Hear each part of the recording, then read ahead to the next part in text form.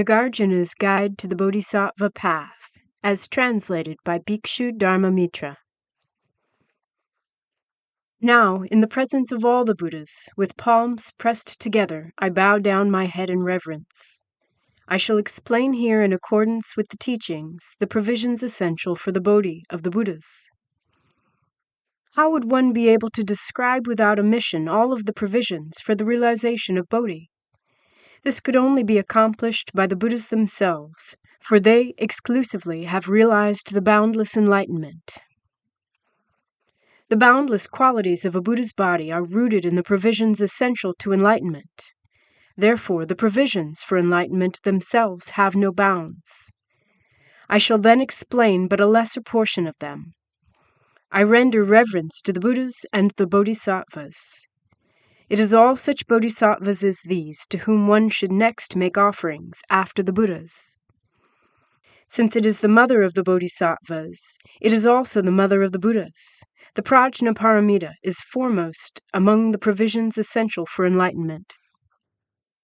Because giving, moral virtue, patience, vigor, meditation, and the others following from these five all arise from the perfection of wisdom, they are included within the paramitas. These 6 paramitas encompass the provisions essential for Bodhi. They are comparable in this to empty space, which entirely envelops all things. There is also the idea proposed by another master that, as for the provisions for enlightenment, truth, relinquishment, cessation, and wisdom, these 4 bases subsume them all. The great compassion penetrates to the marrow of one's bones. Thus one serves as a refuge for every being. With a feeling as strong as a father's regard for his only son, one's kindness extends universally to all beings. If one brings to mind the qualities of a Buddha, or hears of a Buddha's spiritual transformations, one becomes purified through one's admiration and joyfulness. This is what is meant by the great sympathetic joy. In his relations with beings, the Bodhisattva should not allow himself to forsake them. As befits the abilities determined by his powers, he should always strive to draw them in. From the very beginning, the Bodhisattva should accord with the power of his abilities and use skillful means to instruct beings, causing them to enter the great vehicle. Even if one taught beings as numerous as the Ganges sands, so that they were caused to gain the fruit of arhatship, still, by instructing but a single person to enter the great vehicle, one would generate merit superior to that. Instructing through resort to the Shravaka vehicle or through resort to the Pratyeka Buddha vehicle is undertaken where, on account of lesser abilities, beings are unable to accept instruction in the great vehicle. Where even when relying on Shravaka or Pratyeka Buddha vehicles, in addition to the great vehicle teachings, there are those who still cannot accept any such instruction, one should strive to establish them in merit-creating situations. If there be persons unable to accept instruction conducing either to the heavens or to liberation, favor them through bestowing present life benefits. Then, as befits one's powers, one should draw them in. Where, with regard to particular beings, a bodhisattva has no conditions through which to instruct them, he should draw forth the great kindness and compassion, and should refrain from abandoning them. Drawing them in through giving, through explaining Dharma, through listening to them discuss the Dharma, or through endeavors beneficial to them, these are skillful means through which to attract them. In that which is done for the benefit of beings, do not succumb to either weariness or negligence. Bring forth vows for the sake of realizing Bodhi. Benefiting the world is just benefiting self. Entering the extremely profound Dharma realm, one extinguishes mental discriminations. As they are devoid of any useful function, in all contexts, one naturally abides in equanimity.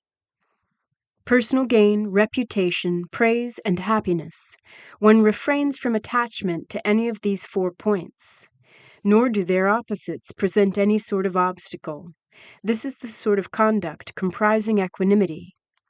So long as he has not yet gained irreversibility, in the Bodhisattva's striving for Bodhi, he should be as intensely diligent in practice as someone whose turban has caught fire.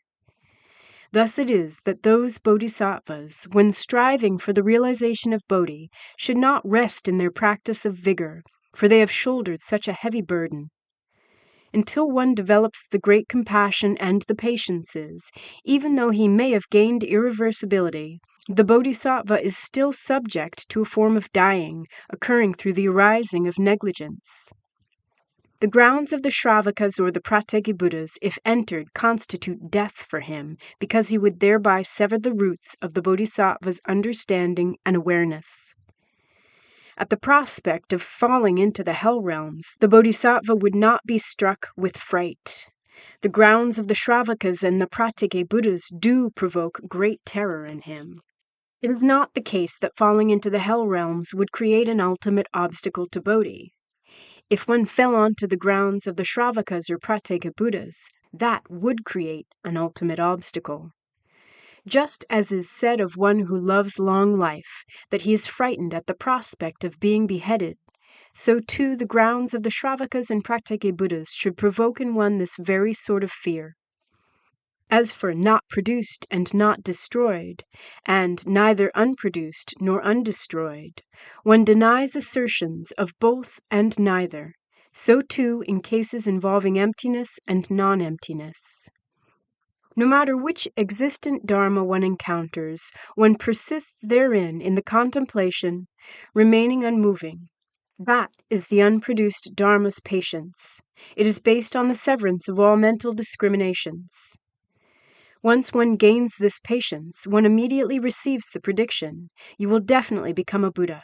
It is then that one achieves irreversibility.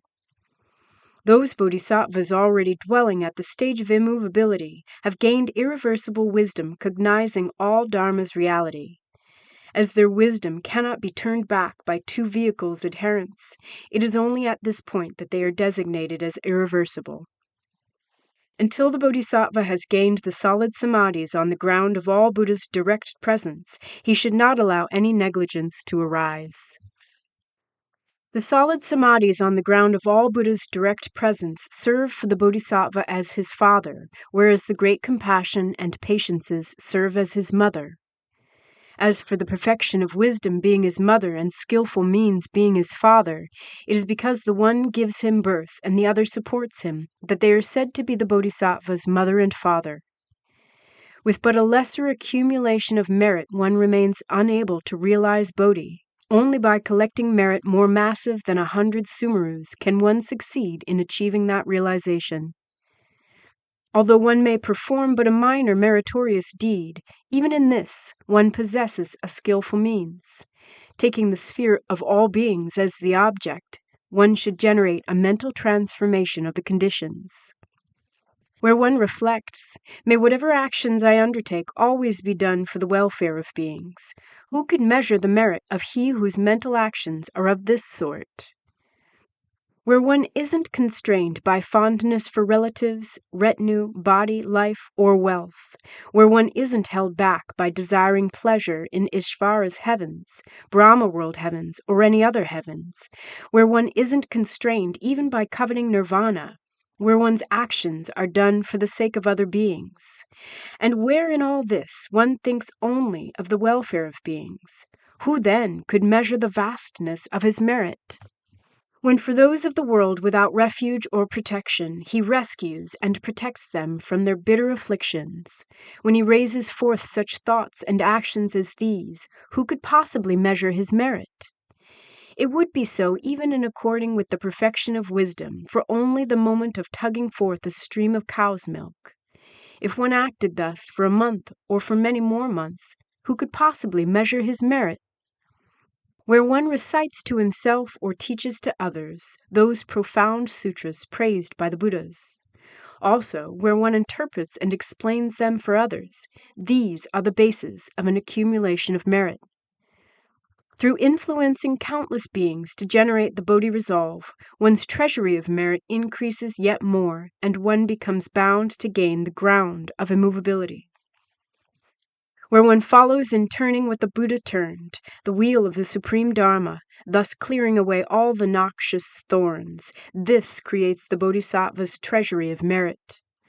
where to benefit beings and make them happy, one would endure even the sufferings of the great hells, how much the more the other lesser sufferings. It is as if Bodhi lay in the palm of one's own right hand. Where whatever one does, it is not for oneself, but solely to benefit beings and make them happy.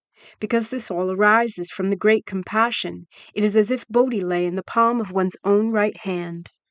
Where wisdom is such that one abandons frivolous discourse, where vigor is such that one abandons indolence, and where giving is such that one abandons miserliness, it is as if Bodhi lay in the palm of one's own right hand. Where meditation is such that one is free of reliances or ideation, where morality is such that its practice is perfect and unmixed, and where patience is such that one realizes non-production, it is as if Bodhi lay in the palm of one's own right hand. In the abodes of all who have gained the right enlightenment, now abiding throughout the 10 directions, I appear there in the presence of them all, and completely lay forth all my unwholesome deeds. Where there are Buddhas who have realized Bodhi in those realms throughout the 10 directions, but they have not yet proclaimed the Dharma, I entreat them to turn the Dharma wheel. Wherever there are those possessing the right enlightenment, abiding in the present era in the 10 directions realms, but now on the verge of relinquishing their lives and actions, I bow down my head in reverence, beseeching them to remain. Wherever there may be any beings who, by acts of body, mouth, or mind, have created any merit through giving, moral virtue, and so forth, including through cultivation of meditation, no matter whether they be Aryas or common persons, and no matter whether its creation is past, present, or future, I am moved to rejoice in all of that accumulated merit. If all of the merit I have created could be formed into a single ball, I would bestow it on all beings through dedicating it to cause them to gain the right enlightenment. As for these actions I undertake in repenting transgressions, in entreating and beseeching, in rejoicing in others' merit, and so on, including in dedicating all merit to realizing Bodhi, one should realize they accord with all Buddha's own practices. These acts of confession and repentance of my bad karmic deeds, of entreating the Buddhas, of rejoicing in others' merit, and so on, including dedicating all merit to realizing Bodhi, these all accord with teachings set forth by the Victorious One. Kneeling down with the right knee touching the ground and the upper robe arranged to bare one shoulder, 3 times each day and 3 times each night, press the palms together and proceed in this manner. The merit created in even a single instance of doing this, if manifest in material form, would be so immense that even a Ganges sands of great kiliocosms would still be unable to contain it. Having brought forth the initial resolve in relations with minor bodhisattvas, one should bring forth for them veneration and cherishing comparable to that felt for the guru and parents. Although a bodhisattva may have committed transgressions, one should still not speak about them. How much the less so where there is no truth to the matter. One should utter praises only where they are grounded in truth. Where someone has vowed to become a Buddha and one wishes to prevent his retreat from that resolve, reveal the way with such clarity he brims with intense vigor, and cause him to be filled with delight. Where one hasn't yet understood extremely profound scriptures, one must not claim they were not spoken by a Buddha. If one makes statements of this sort, one suffers the most bitter and horrible of karmic retributions. If the karmic offenses generating non-intermittent retributions were all put together to form a single ball, and were compared to one formed from the above 2 offenses, they would not amount to even the smallest fraction thereof. One should skillfully cultivate the 3 gates to liberation. The first is emptiness, the next is signlessness, and the third is wishlessness. Because they have no self-existent nature, phenomena are empty. If already empty, how could one establish any characteristic signs? Since all characteristic signs are themselves in a state of cessation, what could there be in them that the wise might wish for?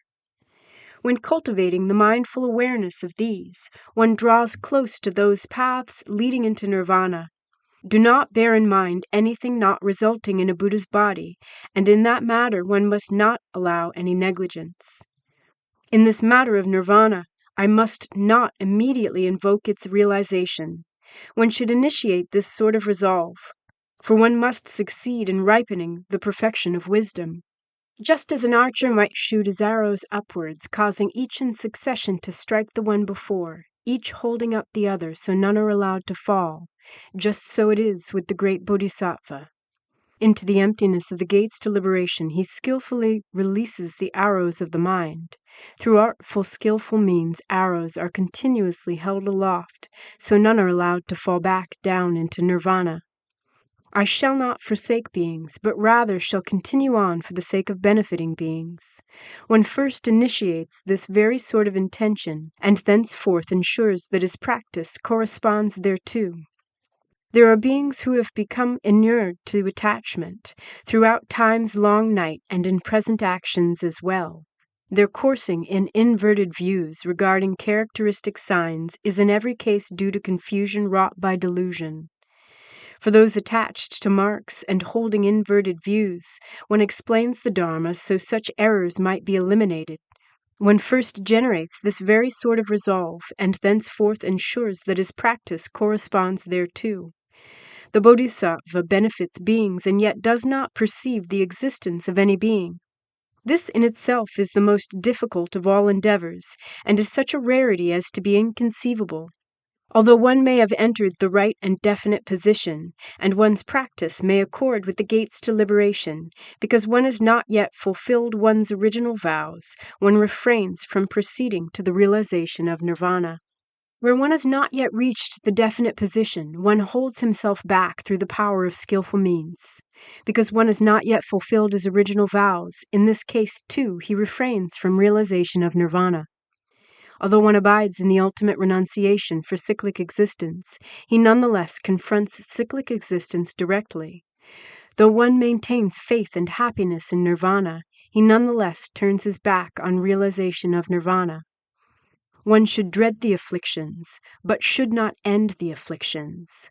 To gather the manifold forms of goodness, one should use blocking methods to fend off afflictions. For the Bodhisattva, afflictions accord with his nature. He is not one who takes nirvana as his very nature. It is not the case that the burning up of the afflictions allows one to generate the seed of Bodhi. As for the predictions bestowed on those other beings, these predictions involved specific causal circumstances. They were solely a function of the Buddha's artfulness in taking the perfection of skillful means to the far shore. Similes for their plight reference empty space, lotus flowers, precipitous cliffs, and a deep abyss. Their realms bar it. Analogies cite non-virility and kakamani, with an additional comparison made to burnt seeds. All of the treatises, as well as the specialized skills, the occult and mundane sciences, and the various trades, because they bring benefit to the world, one brings them forth and establishes them, adapting to beings amenable to instruction, to their worlds, rebirth destinies, and birth circumstances. As befits one's reflections, one goes directly to them, and, through power of vows, takes birth among them. In the midst of all sorts of circumstances rife with evil, and when among beings prone to guileful flattery and deceit, one should don one's sturdy armor. One must not yield to either loathing or fear. One equips oneself with supremely pure intentions, does not resort to guileful flattery or deception, reveals the wrongs of his karmic offenses, and conceals his many good deeds. One purifies the karma of body and mouth, and also purifies the karma of mind. Cultivating observance of all passages in the moral code training, one must not allow any omissions or diminishment in this. One establishes himself in right mindfulness, focuses on the object condition, and stills his thought in solitude. Having put mindfulness to use as a guard, the mind becomes free of any obstructive thoughts. When discriminating thoughts arise, one should realize which are good and which are unwholesome, should forsake any which are not good, and extensively cultivate those which are good. If the mind trained on the object becomes scattered, one should focus one's mindful awareness, return it to that object, and, whenever movement occurs, immediately cause it to halt. One should refrain from laxity and from wrong attachment, cultivated with intensity, for they make it impossible to maintain concentration. One should therefore remain constant in right cultivation. Even were one to take up the vehicle of the Shravakas or the vehicle of the Pratyeka Buddhas, and hence practice solely for one's own benefit, one would still not relinquish the enduring practice of vigor. How much the less could it be that a great man committed to liberate both himself and all others might somehow fail to generate a measure of vigor 1,000 kodis times greater? As for cultivating some other practices half the time, or simultaneously practicing some other path, one should not do this when cultivating meditative concentration. One should rather focus exclusively on a single objective condition. One must not indulge any covetousness regarding the body, and must not cherish even one's own life. Even were one to allow any protectiveness toward this body, it is but a dharma bound in the end to rot away. One must never develop a covetous attachment to offerings, reverence from others, or fame. Rather, one should strive diligently to fulfill one's vows, acting with the urgency of one whose turban has caught fire. Acting resolutely and immediately, pull forth the supreme benefit. In this, one cannot wait for tomorrow. Tomorrow is too distant a time. For how can one ensure survival even for the blink of an eye? Having established oneself in right livelihood, when eating, it is as if consuming the flesh of a cherished son. One must not indulge in either affection for or disapproval of whatever food one has taken for the meal. For what purpose has one left the home life? Have I finished what is to be done or not? Reflect now on whether or not one is doing the work, doing so as described in the 10 Dharmas Sutra. Contemplate conditioned phenomena as impermanent, as devoid of self, and as devoid of anything belonging to a self. One must become aware of and withdraw from all forms of demonic karmic activity. Generate energetic diligence in order to cultivate the roots, powers, limbs of enlightenment, bases of spiritual powers, right severances, the path, and the 4 stations of mindfulness. The mind may serve as a source for the repeated generation of good deeds bestowing benefit and happiness, or it may instead serve as the root of all sorts of evil and turbidity. One should make it the focus of skillful analytic contemplation. From one day to the next, what increase has occurred in my cultivation of good dharmas? Also, what diminishment has occurred in this? Those should be the contemplations of utmost concern. Whenever one observes someone else experiencing an increase in offerings, reverences, or reputation, even the most subtle thoughts of stinginess and jealousy should never be indulged. One should not cherish any aspect of the objective realms, but rather should act as if dull-witted, blind, mute, and deaf. Still, when timely, respond by roaring the lion's roar, frightening off the non-Buddhist deer. In welcoming them on arrival and escorting them off as they go, one should be reverential toward those worthy of veneration. In all endeavors associated with the Dharma, one should follow along, participate, and contribute assistance. One rescues and liberates beings bound to be killed. One's goodness increases and never decreases. One well cultivates karmic works involving the sciences and skills, training in them oneself while also teaching them to others. Adopt all of the supremely good dharmas through persistent and solid practice. Cultivate the 4 means of attraction, making gifts of robes and food and drink. Do not turn away from those begging for alms. Facilitate the uniting of close relatives. Prevent estrangement between those of the same clan. Make gifts of dwellings and of material possessions as well. As for one's father, mother, relatives, and friends, provide them with circumstances befitting their station. Wherever one has given them such a suitable situation, treat them as supreme and independent sovereigns.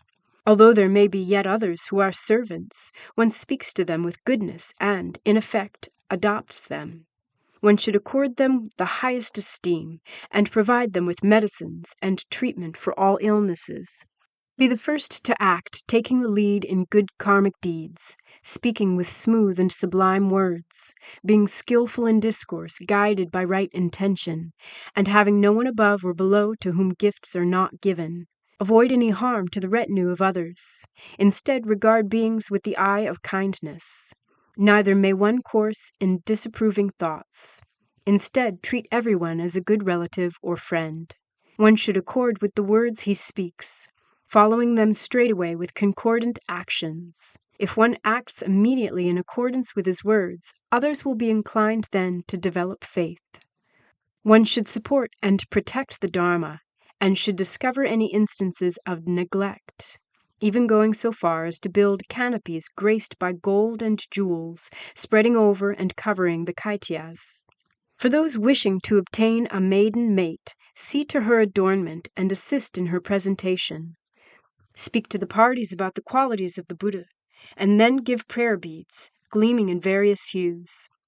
Create images of the Buddha sitting upright atop supremely fine lotus blossoms, and cultivate common delight and happiness, through adherence to the 6 dharmas of community harmony.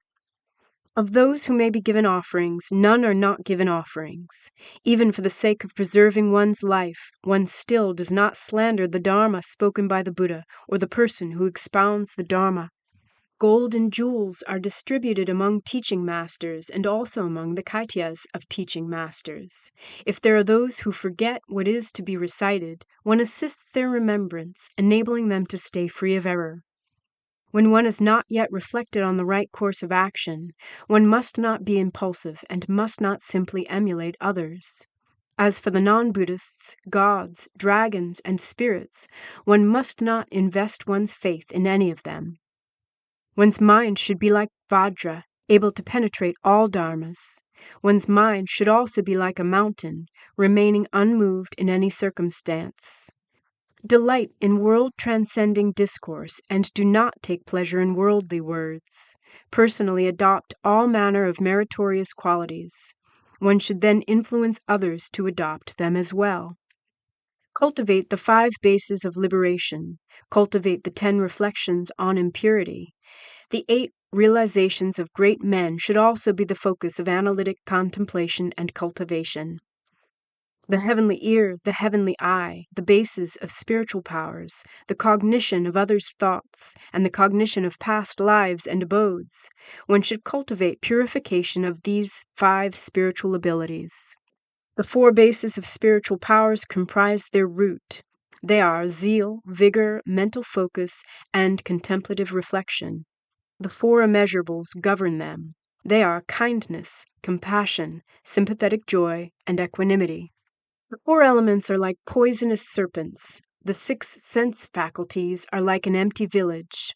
The 5 aggregates are like assassins. One should contemplate them in this way. Esteem the Dharma and the masters of Dharma, and also relinquish any stinginess with the Dharma. The instructing masters must not be tight-fisted or secretive, and those listening must not be mentally scattered or confused.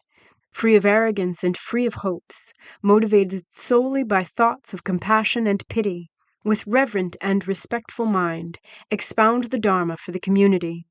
Be insatiable in learning, and always recite and retain what has been learned. Do not deceive any among the venerable fields of merit. Moreover, cause one's instructors to be delighted. One should not pay visits to the houses of others with a mind cherishing reverence or offerings. One must not take up study and recitation of worldly texts for the sake of debating challenging topics. One must not be provoked by hatefulness or anger into defaming any bodhisattva. As for dharmas not yet received or learned, one must not initiate slanders in those cases either. In order to cut off arrogance and pride, one should abide in the 4 lineage bases of the Arya. One must not course in disapproval of others, and must not allow oneself to become conceited. Whether or not someone has actually committed a transgression, one must not reveal his situation to others.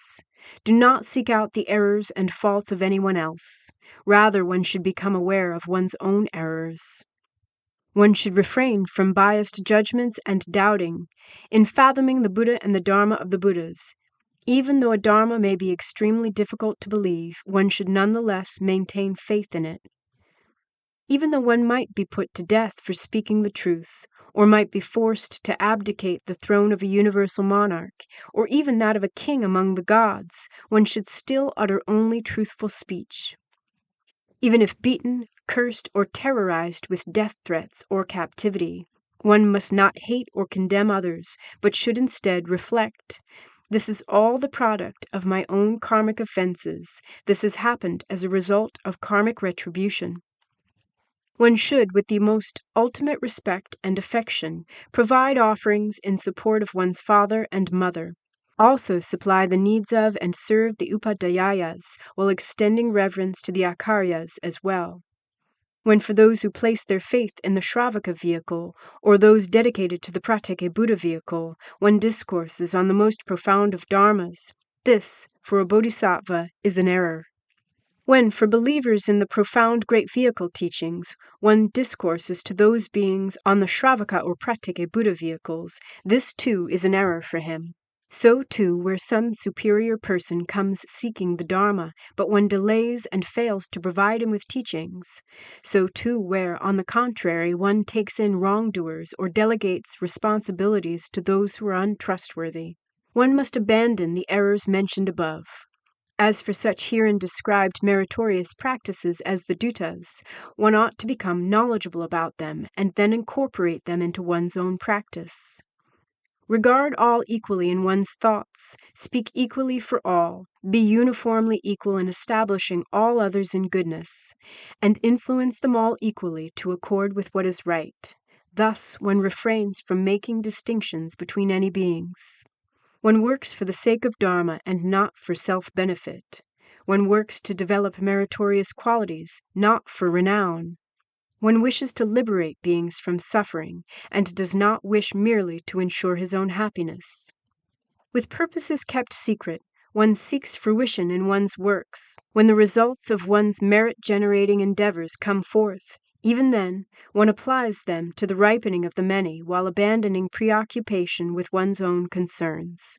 Grow close to good spiritual friends, specifically to the masters of Dharma, to the Buddhas, to those who encourage one to leave the home life, and to those who are seekers of alms.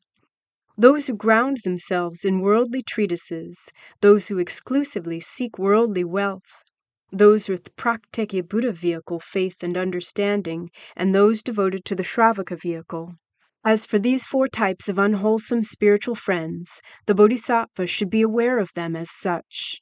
There are, however, other circumstances one should seek out. This refers specifically to the four great treasuries.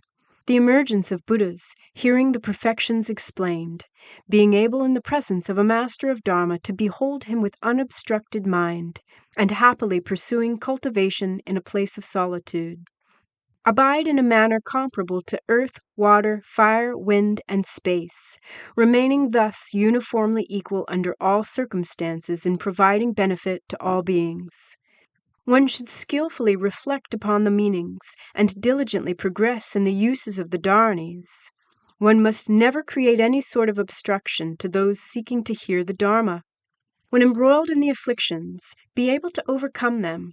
Relinquish the lesser instances, retaining not a trace. Regarding the 8 cases involving indolence, one should cut off all of those as well. Do not covet what is not one's lot, for unprincipled covetousness will not bring satisfaction. Influence all who have become estranged to reconcile, whether or not they are one's own relations. The wise must not base their practice on getting at the emptiness in what is intrinsically empty. In the case of one determined to get at that emptiness itself, that wrong is even more extreme than viewing the body as a self. By sweeping and finishing floors, by providing adornments, by furnishing many varieties of drums and music, and by offering fragrances, flower garlands, and other gifts, contribute offerings to the Kaityas. Create all sorts of lantern wheels as offerings to the Kaityas and their buildings. Provide canopies as well as sandals, horse-drawn carriages, sedan chairs, and the like. One should especially find delight in the Dharma and be happy knowing what is gained through faith in Buddha. Delight in providing for and serving the monastic Sangha, while also finding happiness through listening to right Dharma. They do not arise in the past. They do not abide in the present. They do not go forward into the future. Contemplate all dharmas in this manner. Give to beings whatsoever is fine, and do not wish that they bestow anything fine in return. One should prefer it to be solely oneself who endures suffering, while not favoring oneself in the enjoyment of happiness. Although replete with karmic rewards from immense merit, the mind should not become loftier or overwhelmed with delight. Although one may be as poverty-stricken as a hungry ghost, one should still not become downcast or overcome with distress. Accord the most ultimate degree of esteem to those already accomplished in learning. Inspire those as yet unlearned to devote themselves to study.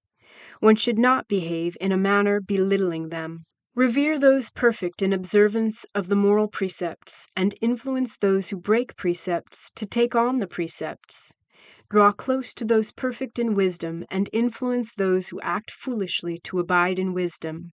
The sufferings of cyclic existence are of many kinds, involving birth, aging, death, and the wretched destinies. One should not be frightened by the fearsomeness of these. One must instead subdue demons and knowledge rooted in evil. Amass every form of merit in the lands of all the Buddhas. Bring forth vows and proceed with vigor so that everyone may succeed in reaching them. Even in the midst of all dharmas, one is constant in not seizing on them, thus coursing along in equanimity. One takes on the burden, wishing to bear it on forth, proceeding in this manner for the sake of all beings. Abide in the right contemplation of all dharmas as devoid of self and as devoid of anything belonging to a self. Even so, one must not relinquish the great compassion or one's reliance on the great kindness. As for that which is superior even to using every sort of gift in making offerings to the Buddha, the Bhagwan, what sort of action might that be? This refers specifically to making offerings of Dharma. If one preserves the Bodhisattva canon even to the point of gaining realization of the Dharanis, if one enters into and reaches the bottom of Dharma's source, this is what constitutes the offering of Dharma. One should rely upon the meaning. One must not cherish only the various flavors. In the path of the profound Dharma, one enters with skill and must not fall prey to negligence. One cultivates these provisions in this manner for kalpas as numerous as the Ganges sands, doing so sometimes as a monastic, sometimes as a householder. Thus, one will succeed in perfecting the right enlightenment. The end.